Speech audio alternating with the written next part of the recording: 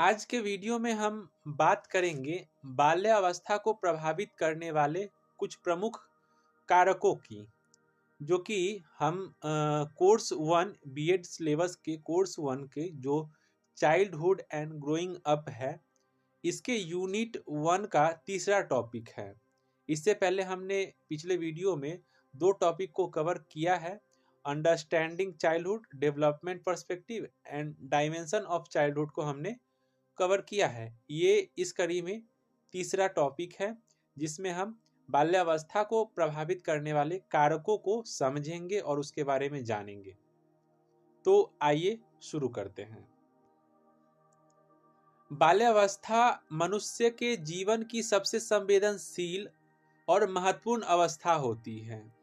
इस समय बच्चे का व्यक्तित्व मिट्टी की तरह कोमल होता है, जिसे समाज के विभिन्न तत्व आकार देते हैं। यानी कि इस समय में ये जो अवस्था होती है, बच्चे को जिस दिशा में आप ले जाएंगे उस दिशा में जाएंगे। आपको तय करना है कि उसका ये जो अवस्था है, भविष्य उसका कैसा होगा। उसे सकारात्मक दिशा में ले जाके उसके व्यक्तित्व को निखारना है या किसी नकारात्मक दिशा में ले जाके उसके व्यक्तित्व को धूमिल करना है। और ये समय जो है ना, काफी इम्पोर्टेंट होता है। इस समय में जो भी उसको संस्कार और उसको जो आचरण दिए जाते हैं, जीवन भर उसके आचरण में वो दिखता है, झलकता है। इनमें जो है ना, 4 प्रमुख कारक सबसे अधिक प्रभाव डालते हैं बाल्यावस्था को। उसमें है परिवार, उसके बाद पड़ोस, फिर समुदाय और फिर विद्यालय। इन्हीं के माध्यम से बच्चा जो है समाज के नियम, मूल्य और जीवन जीने की जो कला है वो सीखता है। और मुख्य रूप से इसके अलावा भी कुछ चीजें होती हैं जो उसके बाल्यावस्था को प्रभावित करती हैं, लेकिन अगर मुख्य रूप से हम बात करें तो ये 4 जो है कारक है वो काफी ज्यादा प्रभावित करते हैं। तो आइए हम लोग इसको बारी बारी से समझते हैं। परिवार को अगर हम देखें, जो कि बच्चे का पहला विद्यालय भी होता है। परिवार बच्चे का पहला सामाजिक समूह होता है, जहां बोलना, व्यवहार करना और दूसरों से संबंध बनाना सीखता है। आप देखते होंगे कि परिवार में ही जो बच्चा है एक दूसरे से सीख कर व्यवहार करता है। कौन मेरे पिताजी है, कौन मेरी माँ है, उसके साथ कैसे व्यवहार करना है, किससे हट करना है, किसका सम्मान करना है। ठीक है, ये सारी चीजें जो है वो बच्चा परिवार से ही सीखता है, परिवार के सदस्यों से ही सीखता है। यदि घर में कोई अच्छे संस्कार देने वाले हैं तो बच्चे में अच्छे संस्कार का बीजारोपण होता है। यदि घर का माहौल सही नहीं है तो बच्चा भी चिड़चिड़ा और गुस्सैल हो जाता है। भावनात्मक सुरक्षा भी जो है बच्चे को परिवार में ही मिलता है। माता पिता का प्यार और स्नेह बच्चे में आत्मविश्वास और सुरक्षा की भावना को जगाता है। यदि माता पिता कोई रूड हो जाए या फिर बच्चे से सही व्यवहार ना करे, उसको सही समय ना दे, तो उससे क्या होता है, बच्चा चिड़चिड़ापन में चला जाता है। वो उसका जो है एक आत्मबल जो है वो कमजोर होता चला जाता है और वो कंफ्यूजन वाली सिचुएशन में चली जाती है। उसकी मानसिक स्थिति जो है समय के साथ खराब होता चला जाता है, उसकी स्मरण शक्ति कमजोर हो जाती है इन कारणों से। इसलिए भावनात्मक सुरक्षा जो कि माता पिता या परिवार के जो सदस्य होते हैं उनके द्वारा दिया जाना जरूरी है। मूल्य एवं संस्कारों का जो विकास होता है वो भी परिवार में ही होता है। परिवार ही बच्चे को सत्य, अहिंसा, सम्मान, सहयोग, ईमानदारी जैसे मूल्य सिखाता है। यदि परिवार में इस अवस्था में बच्चे को ये चीजें ना सिखाई जाए तो वो उसकी आदत बन सकती है। हम इसको उदाहरण से समझें। यदि कोई बच्चा किसी गलत काम को करता है, चोरी करना प्रारंभ करता है इसी समय में, वो आकर्षण उसको नहीं पता है। 2-3 साल के बच्चे को इतनी समझ नहीं होती कि क्या सही है क्या गलत है। यदि वो आदत बना ले किसी चीज को, उसको टोका ना जाए, रोका ना जाए, उसको सही दिशा ना दी जाए, तो वो समझेगा कि ये करना सही है, उसके लिए वही सही होगा। तो इसलिए जरूरी है कि उस समय में उसके अंदर में सत्यवादिता के गुण को भरना चाहिए कि हाँ, सत्य बोलना चाहिए। अहिंसा यानी किसी के साथ लड़ाई झगड़ा नहीं करना चाहिए। अब जाए स्कूल में और क्या कहे कि किसी से लड़ के आ जाए, तो ये उसके लिए जो है ना क्या होगा, उसके व्यक्तित्व को जो है ना नकारात्मक दिशा प्रदान करेगा। सम्मान एक दूसरे का करना भी उसको सिखाना चाहिए, ताकि उसकी जो है ना सामाजिकरण की प्रक्रिया है वो सरल हो सके। सहयोग और ईमानदारी जैसे मूल्य भी उसके अंदर में आएंगे, तभी जो है ना उसकी एक्सेप्टेबिलिटी जो है समाज में वो बढ़ेगी आने वाले टाइम में। तो इसलिए परिवार की ये भूमिका बनती है कि बच्चे में बचपन से ही इन गुणों का संप्रेषण करे। अनुशासन और जिम्मेदारी, परिवार में नियमों का पालन करना सीख कर बच्चा समाज में भी अनुशासित बनता है।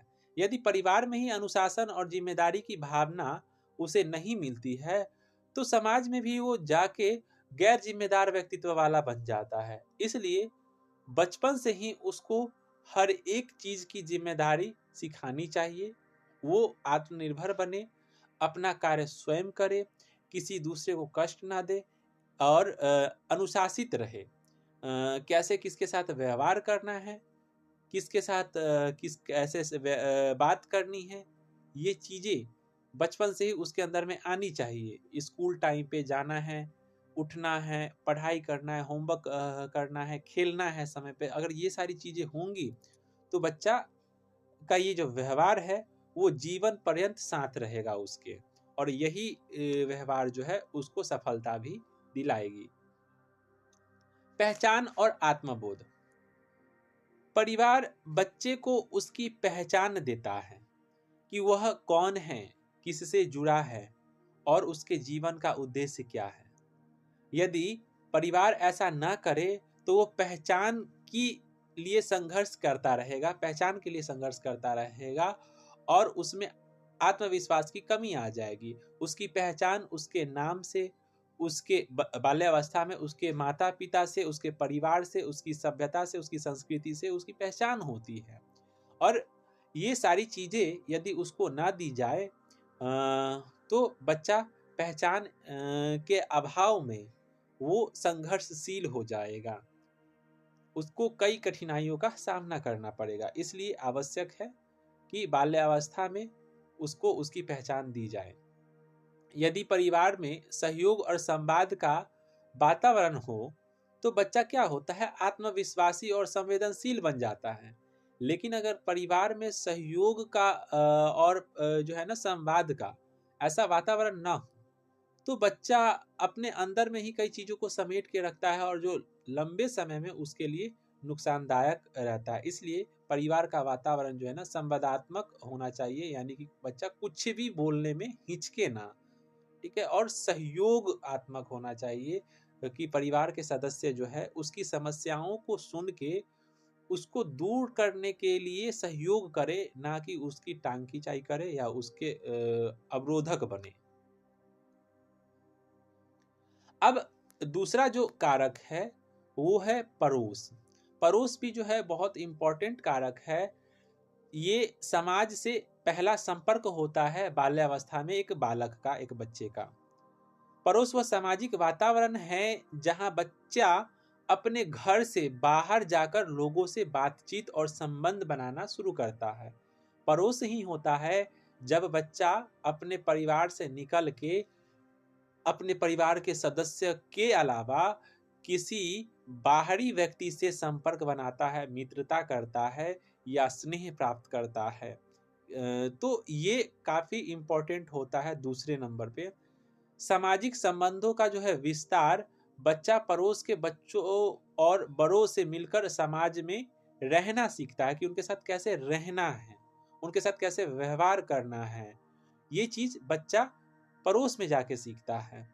बाहरी व्यक्तियों के साथ, घर में तो कैसे भी थोड़ा जिद भी कर लेगा, रो भी लेगा, नहीं खाएंगे कुछ भी कर लेगा, तो घर का सदस्य बर्दाश्त कर लेता है, उसको झेलता है और उसको सही करने का प्रयास करता है। लेकिन जो पड़ोस होता है, पड़ोस क्या करता है कि पड़ोस में जाके बच्चा अनुशासित बनना सीखता है। यदि वो व्यवहार अच्छा नहीं करता है तो तो उसको तिरस्कार उसका तिरस्कार होता है, तो उससे उसके अंदर में ये विवेक जागता है कि अगर हम ये काम करेंगे तो लोग हमको पसंद नहीं करेंगे। और यदि वो अच्छा काम करता है तो उसको जब तारीफ मिलती है, प्रशंसा मिलती है, तो बच्चा उस काम को और बेहतर ढंग से करता है। इसलिए पड़ोस की भी जिम्मेदारी होती है कि बच्चे जब अच्छा काम करे तो उसको परिष्कृत करे, उसका जो है ना सम्मान करे, उसको उसके आत्मविश्वास को बढ़ाए। लेकिन अगर ये गलत करता है, कुछ ऐसा गलत कार्यों में वो लग जाता है, तो उसको सही दिशा दे, उसको तिरस्कार ना करे, उसको समझाएं कि ऐसा करने से तुम्हारे लिए नुकसानदायक है और इससे तुम्हारी जो है ना समाज में जो स्वीकृति है वो कम हो जाएगी। तो इससे बच्चा जो है का व्यक्तित्व सही से निखर के आएगा। सुरक्षा और निगरानी की अगर हम बात करें तो एक अच्छा पड़ोस वही है जो बच्चे की सुरक्षा, देखभाल और समाज से जुड़ाव में मदद करता है। अनुकरण का प्रभाव भी बच्चे पे पड़ता है। बच्चे अक्सर क्या करते हैं, अपने आसपास के लोगों की आदतों और व्यवहारों की नकल करते हैं। सहयोग और सामंजस्य भी देखने को मिलता है, जहां खेल कूद, त्योहारों और दैनिक क्रियाओं से बच्चा सहयोग साझा करने और सहिष्णुता का भाव सीखता है। ये सारे गुण जो है बच्चा समाज में ही सीखता है। उदाहरण के लिए यदि पड़ोस में बच्चे पढ़ाई, खेल, सहयोग का माहौल देखते हैं तो उनमें भी वही सकारात्मक प्रवृत्तियां विकसित होती हैं। और यदि पड़ोस में का जो माहौल है वो नकारात्मक हो, वातावरण में जो है ना हिंसा या झगड़े लड़ाई का वातावरण हो, तो बच्चे पे उसका नकारात्मक प्रभाव पड़ता है। बच्चा भी उसी माहौल में ढल जाता है, पढ़ाई लिखाई से वो दूर होता चला जाता है। तीसरा जो महत्वपूर्ण कारक है वो है समुदाय, कम्युनिटी। यानी कि आप देखें, सामाजिक जिम्मेदारी का जो केंद्र होता है ये समुदाय ही होता है, एक कम्युनिटी भी होता है। ये धार्मिक समुदाय हो सकता है, ये सामाजिक समुदाय हो सकता है, ये कोई भी समुदाय हो सकता है जिसमें एक बालक प्रवेश करके सामाजिक जिम्मेदारियों को सीखता है। समाज के लिए कुछ करने की जो उसमें गुण होती है, उसको कैसे करना है, उसको वो निखारता है। समुदाय एक बड़ा सामाजिक समूह है जिसमें परिवार, पड़ोस, स्कूल, धार्मिक और सांस्कृतिक संस्थाएं शामिल होती हैं। सांस्कृतिक एवं धार्मिक मूल्यों का भी जो है उदय यही होता है। समुदाय के माध्यम से बच्चा अपने समाज की संस्कृति, परंपरा और रीति रिवाज जो है सीखता है।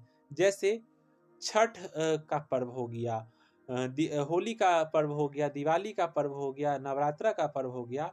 बच्चा अपने समुदाय में कुछ कार्यों को करके, सामाजिक कार्यों को करके और उसमें भाग लेके जो है क्या करता है, अपनी संस्कृति से परिचित होता है, अपनी रीति रिवाज और परंपराओं से परिचित होता है। सामाजिक उत्तरदायित्व भी उसके अंदर में यही आता है। बच्चा समाज सेवा, सहयोग और दूसरों की मदद के भाव से जुड़ना सीखता है।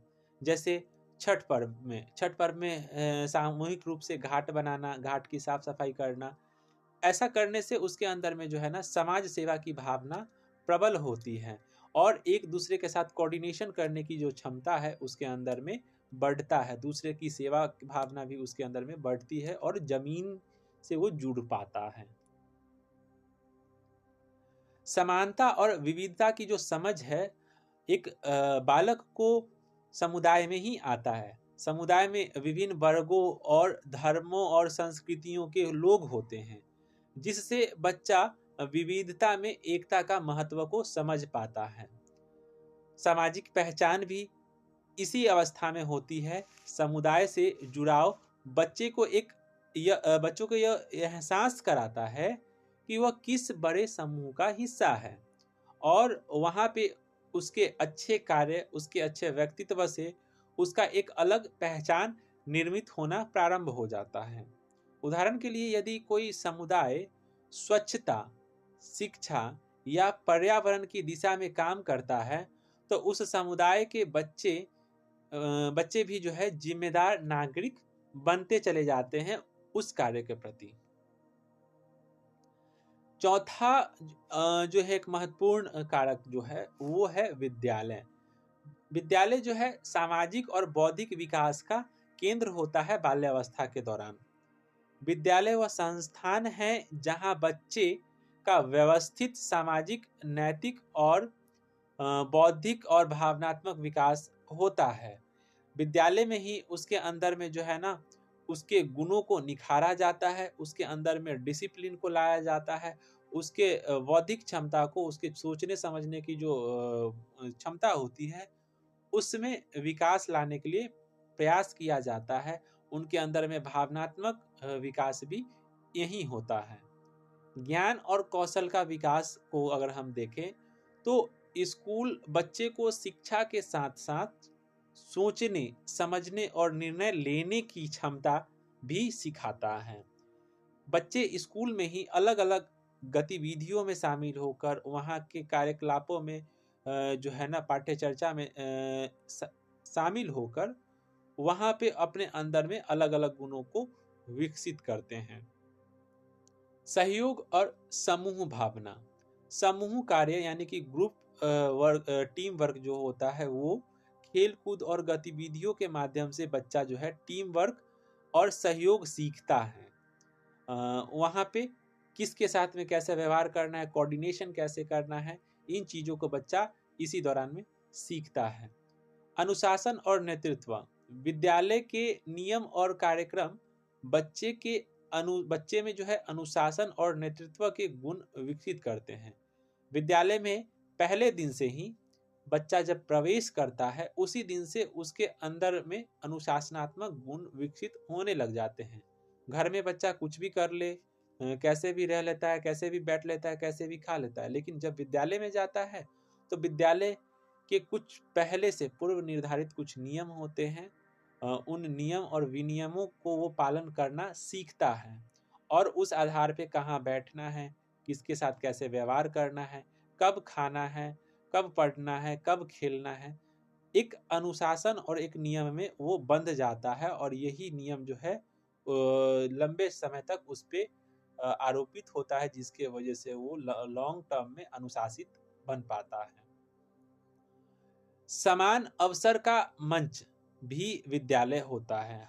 हम देखें कि सभी बच्चों को एक समान अवसर जब मिलते हैं, जिससे समानता और न्याय का जो है भाव उनके अंदर में विकसित होता है। यदि समान अवसर ना मिले तो उनके अंदर में ये गुण विकसित नहीं हो पाएंगे। इसलिए विद्यालय का जो वातावरण होता है वो समान अवसर वाला वातावरण होना चाहिए, समानता का अधिकार सबको मिलनी चाहिए और ये एक ऐसा मंच है जहाँ से वो अपने अंदर में जो है समानता और न्याय का भाव विकसित कर सकते हैं। उदाहरण के लिए यदि शिक्षक का व्यवहार, कक्षा का वातावरण और सहपाठियों के साथ अनुभव सकारात्मक हो तो ये सब मिलकर बच्चे के व्यक्तित्व को गहराई से प्रभावित करते हैं और यदि सकारात्मक ना हो तो बच्चे का जो व्यवहार है वो नकारात्मक रूप ले सकता है।